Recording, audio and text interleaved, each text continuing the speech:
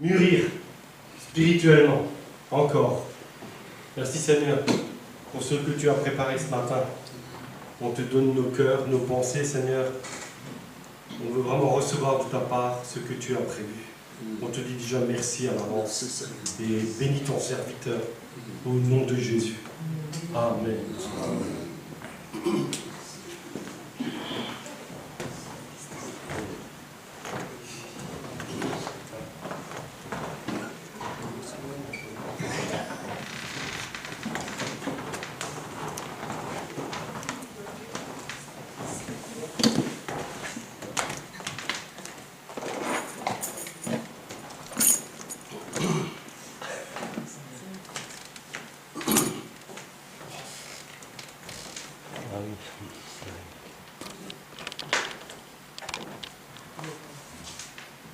Quoique peu importe les circonstances, ni le nombre de personnes, le nom de Jésus est glorifié. Amen.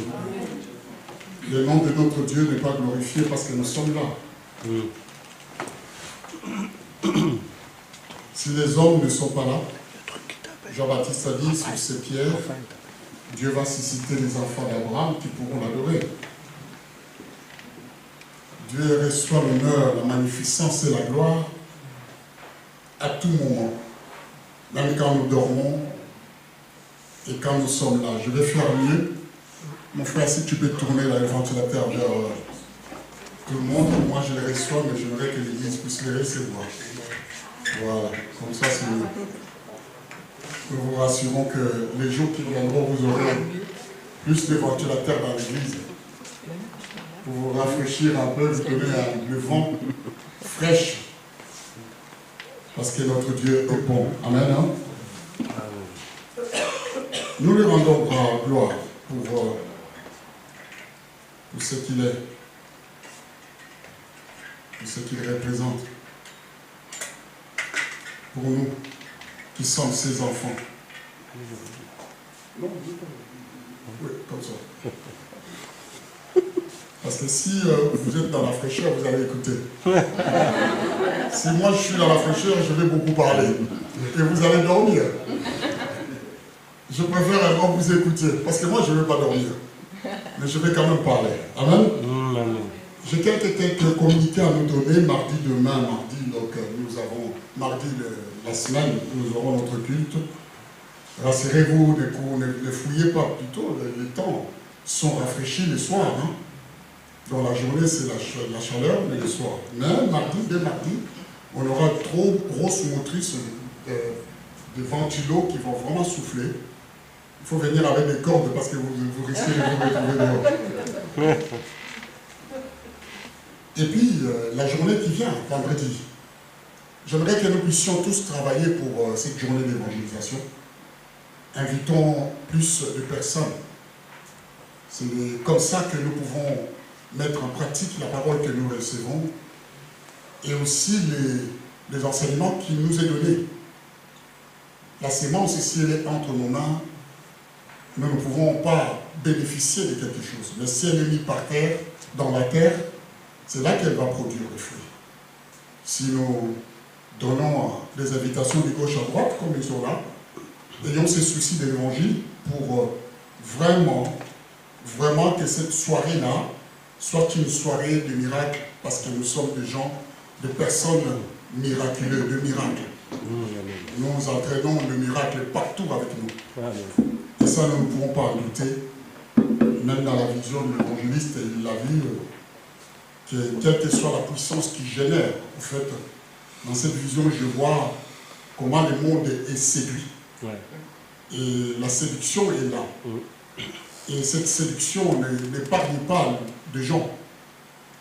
Mais je crois que nous devions tous nous tenir bien et debout, parce que c'est ce que nous avons appris que Dieu aime nous voir debout, pour résister contre toute forme de séduction, parce qu'elle peut venir avec plusieurs visages, surtout dans l'œuvre de Dieu. Amen. Hein? Amen. Il y a des groupes dans la peau d'Edgar, de notre frère Antoine, qui va se donner un concert à l'église de Rixheim chez Desmarais, le 25 juin à 20 h pour la cause sur le soutien de l'Ukraine. Donc, ce sera à 20h, 15 rue Île-Napoléon à Rixheim. Donc, ceux qui, encore une fois, aiment la louange puissent participer, parce qu'on est appelé aussi à être participé. Pour. C'est pas le 25 c'est samedi, hein, c'est pas notre jour. Non, nous c'est le 24. C'est 24. Voilà. À quelle heure? Nous allons continuer à 20h. Nous allons continuer à cette lancée-là. Donc, pour ceux qui seront disponibles, il faudrait que nous puissions vraiment aller soutenir cette église et aussi ces groupes qui aimeront que nous puissions être là. C'est le frère Antoine qui m'a envoyé ces communiqués pour que je puisse les transmettre à l'église. Donc nous le bénissons pour cela. Amen, non? Alors nous allons, comme les deux évangélistes sont passés, vous savez, et ils prennent toujours le temps. Nous allons prendre un temps aussi pour la prédication. C'est de toute façon juste ça. Tu donnes un micro à un évangéliste. Il prend tout le programme. Hein. C'est par leur nature, en fait. On ne peut rien faire. Il faut juste les laisser faire parce que c'est comme ça dans leur nature. Et nous aimons cela. Nous allons voir dans tout ce que nous avons reçu quelque chose de puissant. Je crois que je parlerai doucement parce que ce n'est pas la peine de crier pour vous. C'est qu'il faut savoir que dans l'appel que nous recevons, les gens doivent savoir que d'abord, en premier, ils sont des gagnants. Amen. Je ne sais pas si vous savez que vous, nous sommes des gagnants. Oui. Dieu a fait et veut faire de nous des hommes et des femmes exceptionnels. Ça, il faut savoir. D'ailleurs, le fait simplement que tu sois né, ça prouve toute la théorie même de la puissance de Dieu que tu es un vainqueur, que tu es un gagnant. Si notre état d'esprit se mettait à penser comme ça, rien ne peut nous résister.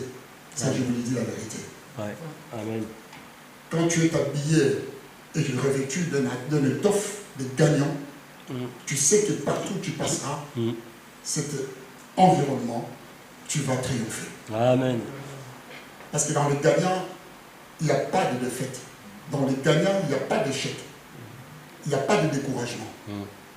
Il peut être arrêté une fois, mais il va continuer. Il peut être stoppé 2 fois, il va continuer. Parce que l'objectif, il ne s'est pas fixé l'objectif là, les choses s'arrêtent. Lui, son objectif, c'est d'arriver là où il a envie d'arriver. Amen. Amen. Nous sommes vraiment des gagnants, bien-aimés. Dieu a mis à chacun de nous vraiment un grand potentiel. Il faut savoir que quand tu viens et que tu sers le Seigneur, en toi, Dieu a mis du potentiel. Ce potentiel, je veux dire, est défini comme un pouvoir et une puissance. Voyez-vous, même dans la vision de l'homme de Dieu, cette femme qui générait l'énergie, qui pouvait montrer qu'il était puissant, alors que lui, il ne générait aucune énergie, ça s'est montré qu'il pouvait tenir tête à cette femme, parce qu'en lui, il a le pouvoir et la puissance. Alléluia. Le vrai pouvoir et la vraie puissance, ce n'est pas le fait de générer. Est-ce que vous êtes avec moi? Oui. La vraie puissance et le pouvoir est silencieux, mais il agit. Il opère à tout moment et à chaque instant pour changer les circonstances, apporter des choses nouvelles. D'ailleurs, quand les gens voyaient Jésus-Christ, ils ne voyaient rien. La Bible parle de lui comme étant celui qui n'avait même pas la beauté pour attirer les regards. Parce que si tout le monde savait qu'il était rempli de puissance et de pouvoir, les gens le poursuivraient pour essayer de le prendre. Mais quand tu voyais Jésus, tu le voyais un homme simple. Un homme qu'on ne pouvait pas imaginer qu'en lui était toute la divinité céleste. Un homme qui pouvait ne pas attirer l'attention, mais c'est de lui était venu le salut. C'est de lui qui apportait la vie.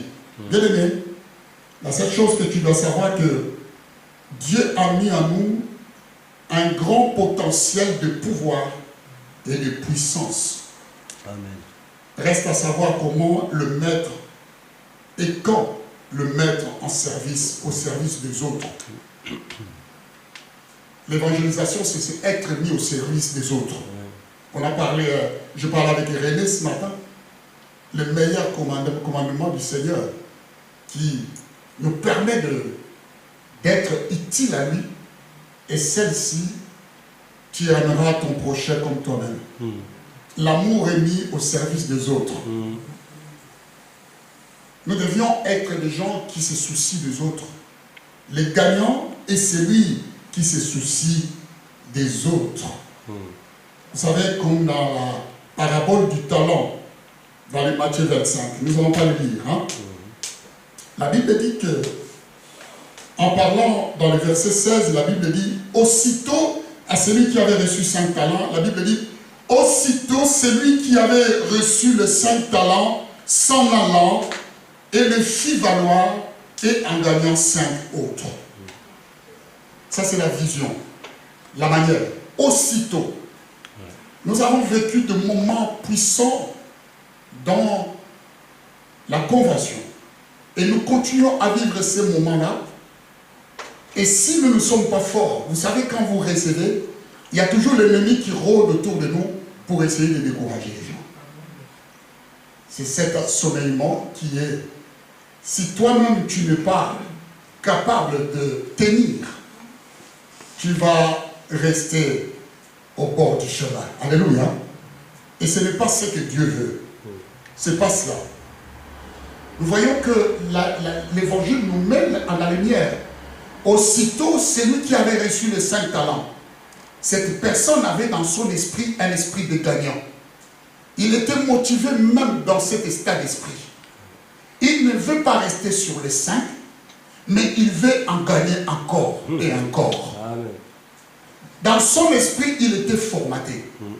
Dieu, quand je dis qu'il nous a donné des grands potentiels pour le pouvoir et la puissance, Dieu sait que quand il sème une parole à nous, cette parole doit produire encore et encore, sans s'arrêter, parce que dans notre état d'âme céleste, comme nous avons été conçus, Dieu nous a fait que nous sommes des gagnants. Amen.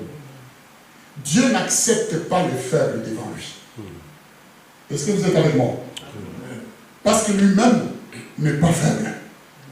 Voilà pourquoi il a prononcé et a proclamé que celui qui est faible dise que je suis fort. Dieu veut cela. C'est sa volonté. D'ailleurs, il va parler dans sa parole, il dit, l'esprit que je vous ai donné, ce n'est pas un esprit de timidité ou de faiblesse. C'est un esprit de force et de puissance.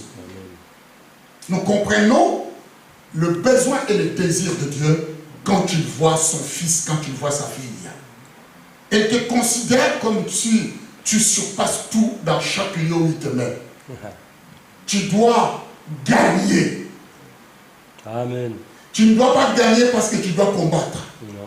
Tu dois gagner parce qu'on t'a donné la gagne, l'esprit de gagne. Quelqu'un a combattu déjà et toi tu as l'esprit de gagne. Tu gagnes parce que tu es proclamé à gagner. Est-ce que nous sommes là? Amen. Amen. Amen. Tu ne gagnes pas parce qu'on te fait gagner. Mais tu gagnes parce que tu es proclamé pour gagner. Oui. Tu es un gagnant dans tous les domaines. Il n'y a rien. Les gens qui naissent dans la monarchie, ces personnes-là sont destinées à devenir, à gouverner, à devenir, à régner. Ils sont nés dans la monarchie, c'est comme ça. On ne va pas les enlever tant que la monarchie existe et règne. Ces personnes-là sont amenées à gouverner et à être sur le trône. On ne peut pas changer parce qu'ils sont nés comme ça. Ils ont été formatés comme ça. Et ils savent que tôt ou tard, ils vont prendre le trône. Alléluia. Amen. Pas parce qu'on leur donne. Parce que c'est écrit comme ça, c'est dans la nature des choses. Que ça a été dit comme ça. Nous, les enfants de Dieu, nous devions changer notre mentalité et formater notre vie. Pour savoir que l'esprit de gagne et dans notre sang, dans le sang de chacun de nous, savoir que partout où nous irons, même si les circonstances nous montrent le contraire, nous devions encore une fois établir notre esprit de gagne. Amen. Pour que nous puissions entrer dans ce que Dieu veut. C'est pour cette raison que Jésus a donné l'exemple. Il a dit, aussitôt qu'il a pris les 5 talents, aussitôt qu'on lui a parlé que le monde était en danger, aussitôt qu'il a reçu, qu'il a reconnu Jésus-Christ comme Seigneur et Sauveur, aussitôt qu'il a compris que la parole de Dieu est une puissance de Dieu, aussitôt qu'un homme a compris qu'il était utile entre de mains de Dieu, aussitôt il a fait quoi? Il le fit valoir. Amen. Est-ce que nous sommes là? Oui. Il n'a pas entendu demain. Quand vous prenez une décision, c'est le jour qu'il faut décider. Quand vous laissez que vous preniez une décision demain, le diable viendra rajouter d'autres choses dans ta décision. Et tu ne prendras pas de bonnes décisions. Voilà pourquoi la Bible dit, aujourd'hui, si tu entends ta voix, n'endurcis pas ton cœur. Prends maintenant les choses en main, aujourd'hui. Parce que quand tu reçois, et là même que tu reçois, ce que tu as reçu génère la foi, et cette foi te donne la force et le pouvoir de pouvoir agir et opérer pour voir les résultats. Amen. Hein? Amen. Est-ce qu'on peut acclamer le Seigneur? Amen.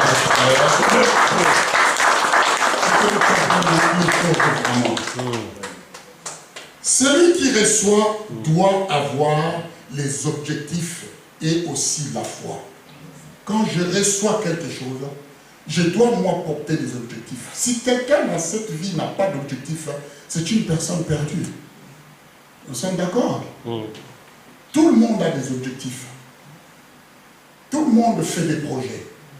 Même aussi petit, même la fourmi fait des projets. D'ailleurs, la cigale aussi l'avait mal compris. Mais je peux vous dire, vous connaissez ces fables. Tout le monde doit avoir des objectifs dans la vie. Moi, j'ai vu une chose. Je lis une histoire qui m'avait vraiment beaucoup frappé.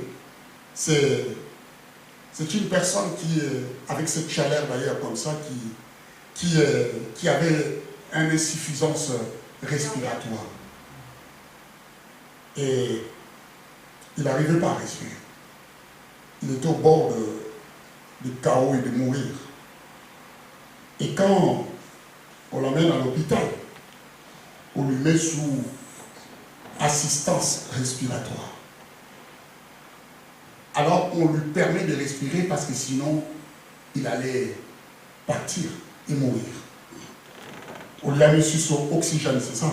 Oui. Forte pour permettre à ce que sa respiration puisse devenir. D'ailleurs, comme son état était mauvais, on lui avait mis directement dans l'état de coma. Parce qu'il fallait vraiment le mettre dans cet état, mourir, pour qu'on puisse lui permettre de l'oxygéner, les poumons, pour qu'il puisse...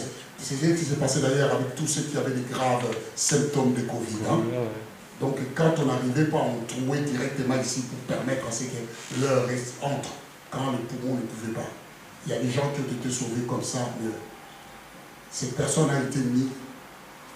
Il est resté dans le coma pendant une semaine. Et il n'avait pas la carte de sécurité sociale pour prendre en charge tous ces médicaments. Personne ne connaissait l'identité de cet homme. Mais on l'a soigné.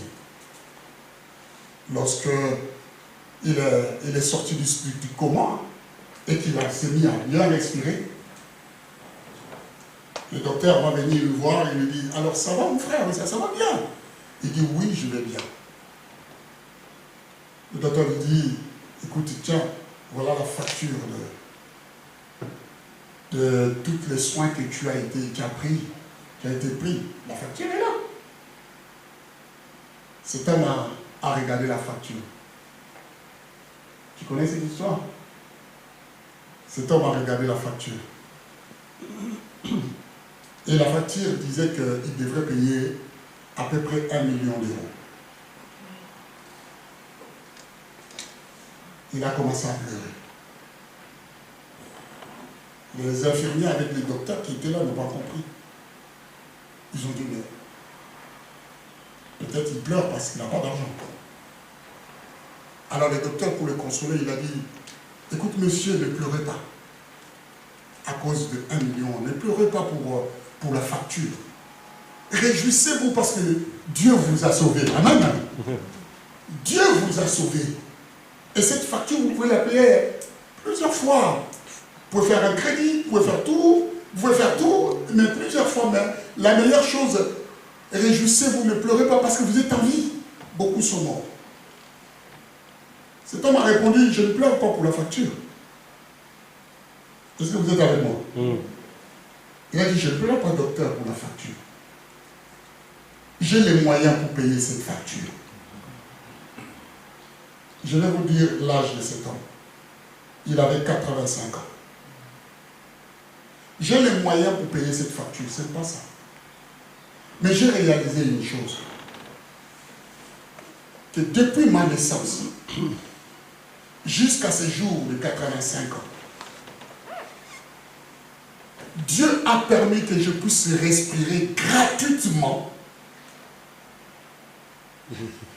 Gratuitement, jusqu'à mes 85 ans.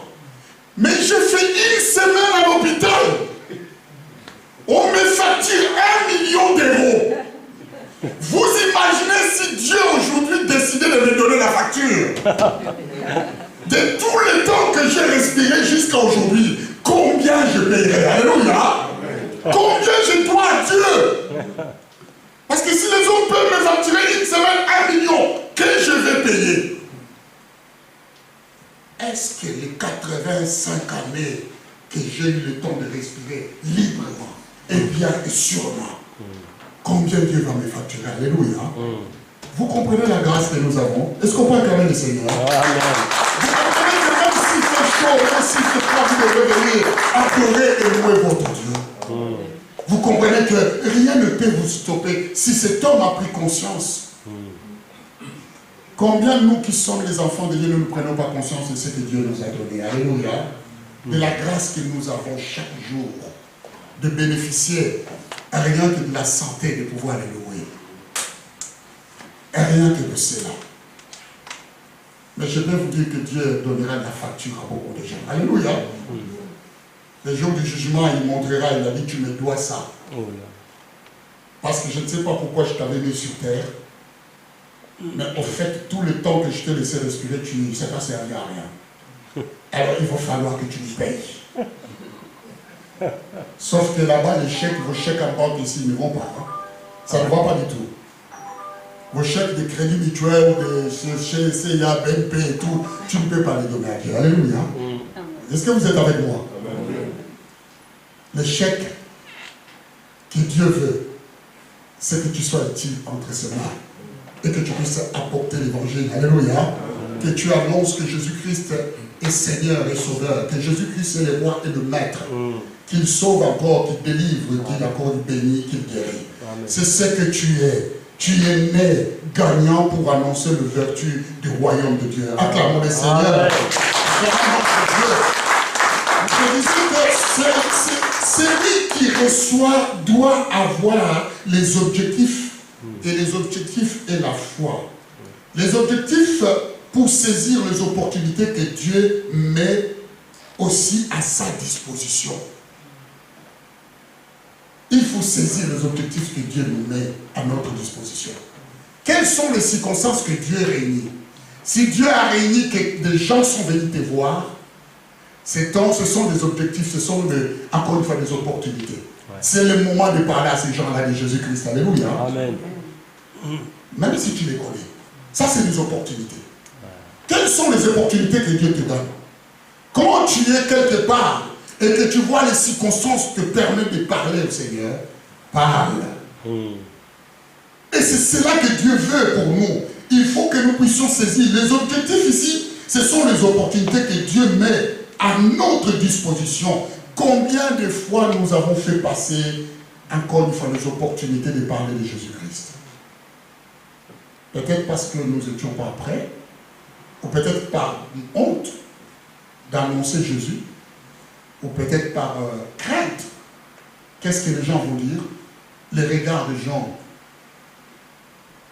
Il y a une personne qui m'avait appelé une fois, il me dit, quand tu regardais pendant la convention, le baptême qui était passé, il dit, pasteur, j'ai vu que je suis passé sur YouTube en regardant. Ah, je ne veux pas que la prochaine fois qu'on puisse le filmer pour passer sur YouTube. Je lui dis, pourquoi? Tu avais tellement le feu que tu chantais avec l'Esprit de Dieu. Tout ce que tu faisais, il fallait que le monde le voie. Et que tout le monde puisse savoir que Jésus est vivant.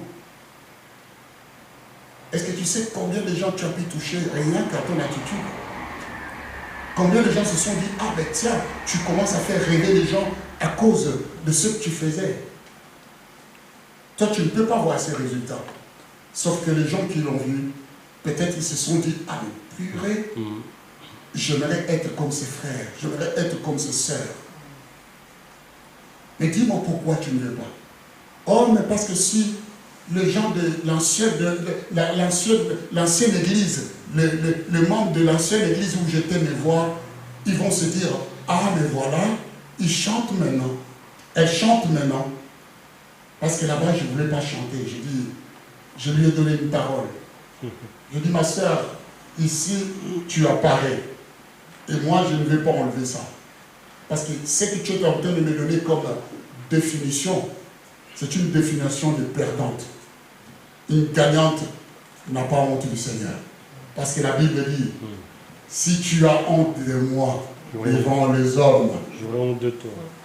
Moi aussi, j'aurai honte de toi devant mon Dieu et ses anges. Oui. Et ça, c'est trop dangereux. Alléluia. Vous imaginez Dieu avoir honte de vous et devant les anges.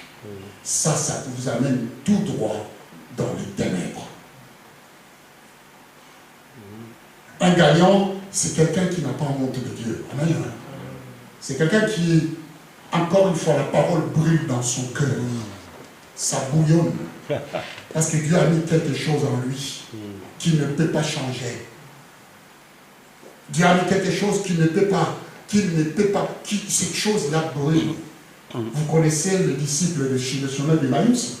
Oui. Quand ils ont vu une personne leur parler, ne sachant pas que c'était le Seigneur, alors, dans leur attitude de gagnant ou de disciple, ils l'ont invité jusqu'à ce qu'ils puissent passer la nuit avec eux. Parce que ce qu'il disait était tellement important. Lorsque Jésus a disparu, vous savez les paroles qu'ils ont prononcées? Vous les connaissez.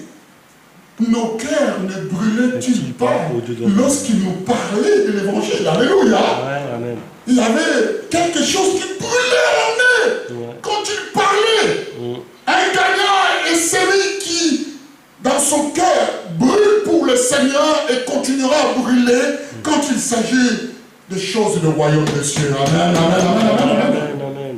Quand il s'agit de son Seigneur, le cœur doit brûler. Si ton cœur est refroidi, cherche encore une fois faille. Amen. Hein? Viens pour restaurer ton cœur. Le feu que Dieu nous a donné ne viendra pas du ciel. Elle s'allume déjà dans nos cœurs. Elle continuera à s'allumer pour alimenter le temple que tu es. Afin que tu restes toujours éclairé. Alléluia. Amen. Que tu restes toujours éclairé, bien-aimé. C'est ce que je suis en train de dire. Encore une fois, les opportunités sont les temps favorables que Dieu met à notre disposition. Quand tu veux savoir c'est quoi les opportunités, ce sont les temps favorables, mais aussi les temps défavorables que Dieu met à notre disposition. Je dois savoir quel est mon temps favorable. De quelle manière je vais saisir ces opportunités. Tu ne les saisiras pas comme peut-être les évangélistes, les pasteurs, les docteurs, les apôtres, mais à ton niveau, tu peux le faire. Tu peux le faire, mon bien-aimé.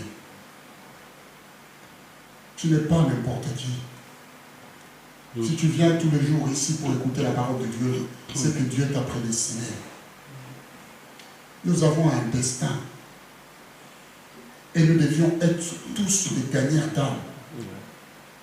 Il est impossible, Si tu n'as pas la parole, dis seulement comme le disciple qui est allé dire à celui qui était sous l'arbre. Lorsque Jésus choisissait les disciples, Nathanaël, un disciple allait lui dire, il dit, quand tu l'as dit, mais c'est quelque chose de bon, on sortira tous seul. Est-ce que quelque chose de bien peut-il sortir de Nazareth? Mais le disciple lui a dit, non, c'est pas grave. Viens et vois. Viens voir. Il n'a pas beaucoup prêché. Tu invites quelqu'un, tu lui dis, est-ce que quelque chose de bon peut-il sortir d'une fuite? Tu lui dis, mais viens voir. Amen. Viens et vois. Amen.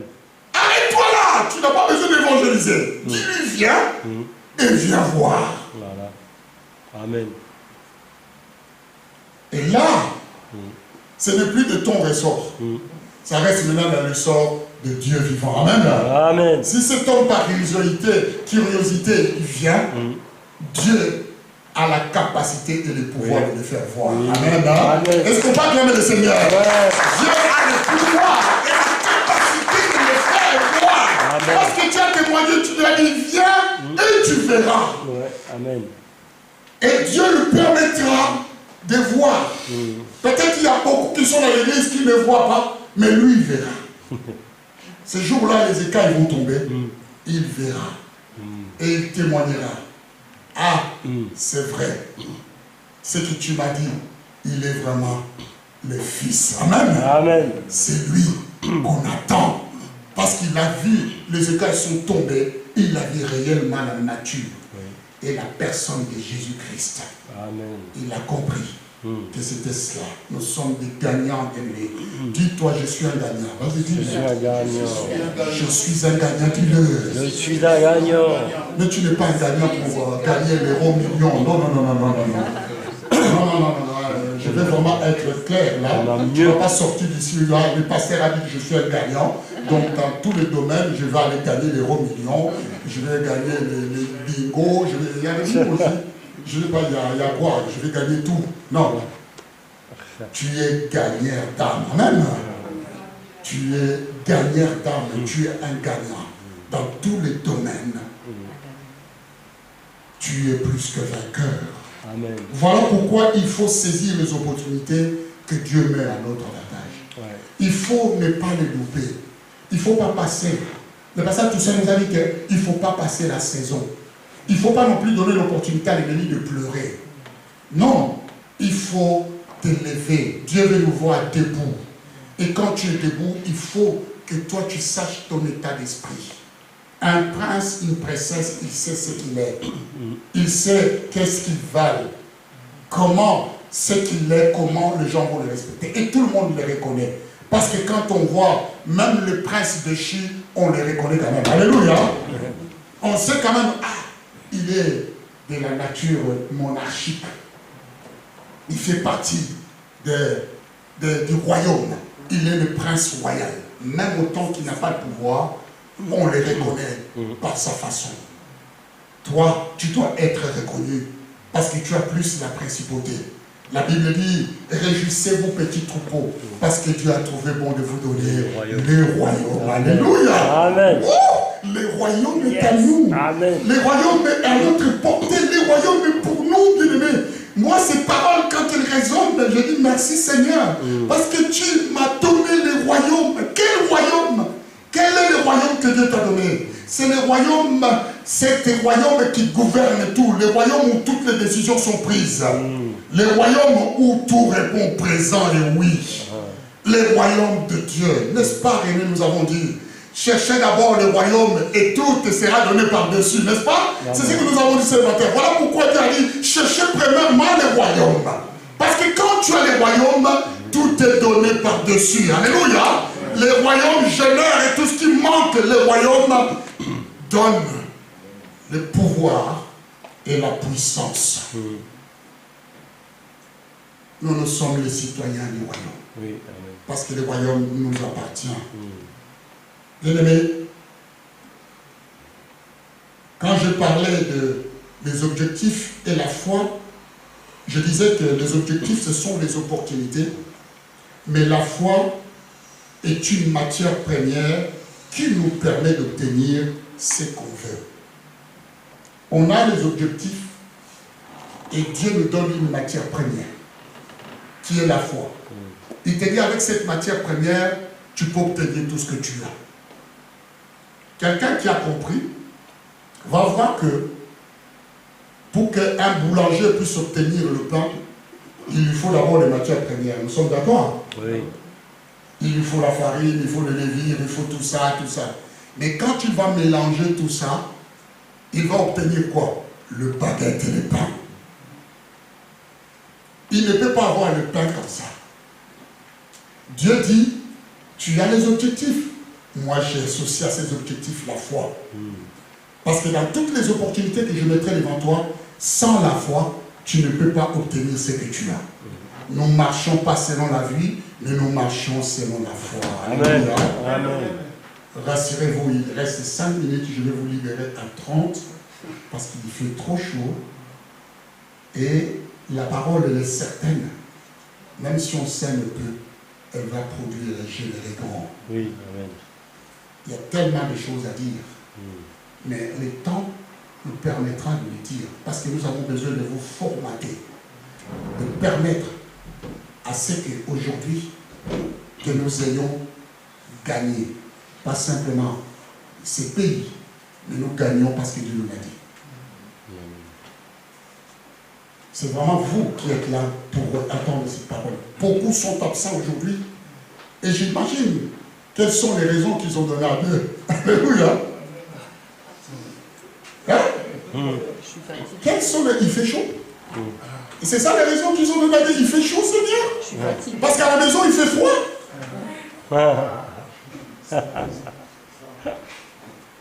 Quelles sont les raisons qu'ils ont données?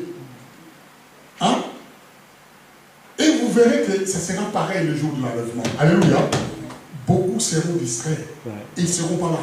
Et quand ils viendront, l'église n'est plus là, nous on est partis. Ils vont se dire, mais ils sont passés où? Ah ouais, nous quand il faisait chaud, on est venu louer le Seigneur. Alléluia. Quand il faisait même encore une fois plus de chaleur, on jouait même la tam-tam avec la guitare, on chantait, on dansait. On a transpiré. Vous n'avez pas perdu votre part. Acclamons le Seigneur. Amen. Nous les aimons ici. Aussi tous ceux qui sont absents, nous les aimons. Oui. Et nous prions pour qu'ils puissent se trouver vraiment, encore une fois, la passion, la vraie. Parce que Dieu nous a donné un grand potentiel de pouvoir. Amen. Et aussi la puissance. Je dis, bien aimé, le gagnant, il est aussi un homme de foi. Oui, bien sûr. Il est premièrement aussi l'adorateur. Quand quelqu'un adore Dieu, en premier, et ensuite il associe cela à la foi, c'est une personne qui devient transformée complètement. Nous connaissons notre patriarche, parce que Dieu, nous savons, il travaille avec les adorateurs. Nous savons David, l'homme selon le cœur de Dieu. D'ailleurs, pourquoi on l'appelle l'homme selon le cœur de Dieu? Est-ce que vous pouvez nous donner l'explication? Hein? Quelqu'un peut nous donner quelque chose? Pourquoi on l'appelle cet homme l'homme selon le cœur de Dieu? Puisqu'il avait le dévouement envers son Dieu. Parce que sa passion, c'était Dieu. Il était dévoué à servir Dieu. C'est une personne, quand il s'agissait de Dieu, rien ne pouvait l'arrêter. Comme toi et moi. Alléluia. Amen. Comme nous aujourd'hui. Bah oui. Parce que Dieu a trouvé David. Parce qu'il voyait Christ en lui. Mais Dieu nous a trouvés. Parce qu'il voit aussi Christ en nous. Alléluia. Amen. Nous pouvons dire que nous sommes aussi les hommes selon le cœur de Dieu. Et parce que nous sommes selon le cœur de Dieu, nous avons le cœur d'adorateur. Et aussi, nous sommes aussi des hommes de foi comme David. David était un adorateur, mais aussi un homme de foi. Oui. Nous ne pouvons pas l'envier. Parce que celui qui envie David n'a pas compris. Nous avons plus que David. Alléluia. Amen. Est-ce que vous êtes là? Amen. Nous avons plus que David. Oui, mais oui. Nous avons la grâce qui est en Jésus. Oui, ça, Nous avons le salut.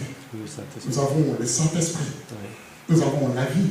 Nous avons tout. Ouais. Cherchez d'abord les royaumes. Acclamons le Seigneur. Amen. Oui. L'adoration change notre manière de regarder, notre façon de regarder. Aussi, l'adoration et la foi nous changent notre façon. Tu ne vas pas dire que non, Dieu ne t'a pas équipé. Tu dois dire que je suis un gagnant et j'ai reçu quelque chose et je dois aller l'essayer. Peu importe, comme c'est Laetitia, chez les musulmans, chez les Indiens, chez qui que ce soit, fais ton travail. Et quand tu fais ton travail, Dieu fera le reste. Mais lui, il est fidèle pour faire le reste. Alléluia. Amen. Il est vraiment fidèle. Ouais.